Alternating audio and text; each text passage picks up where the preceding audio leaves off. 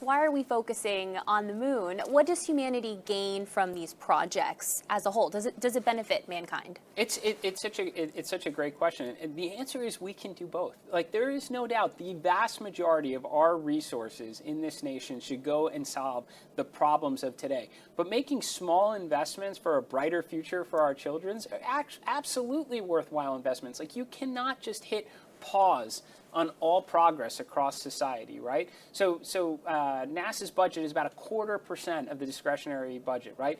A large portion of the remaining resources are going and dealing with the problems of today. But I think 0.25%, which is supplemented, by the way, from some of the wealthiest individuals in the world who are putting their resources on the line far in excess of the contract values. I mean, SpaceX, Blue Origin, Rocket Lab, so many of these other organizations are contributing into this endeavor for a capability that's vital for America's competitiveness, for all we might stand to learn from a scientific perspective, an economic perspective. We may have a lunar economy someday as the proving ground for future missions to Mars and to inspire the next generation to grow even farther. I mean, what price is that that we should be willing to pay to have more kids dressing up as astronauts, scientists, and engineers to grow up and take us even further as a society? I think it's a price worth paying.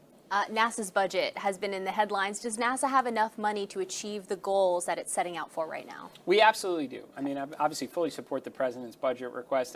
What I think is lost on a lot of people is they don't realize that the president was responsible for the single largest plus-up to NASA since the Kennedy era. I mean, over $10 billion from the Working Family Tax Cut Act, the one big beautiful bill, with specific investments in human space exploration. So simply put, if it wasn't for that $10 billion, we wouldn't have the ability to send astronauts back to the moon, to add that extra mission next year, to build the moon base, to ignite the orbital economy, and also launch great science and discovery missions. Not to mention the first nuclear-powered interplanetary spaceship that's also going to launch in 2028 is thanks to the president's national space policy and resources. So you have to take the president's budget request with that $10 billion to get the complete picture. And when you have the complete picture, we have all the resources we need to get the job done.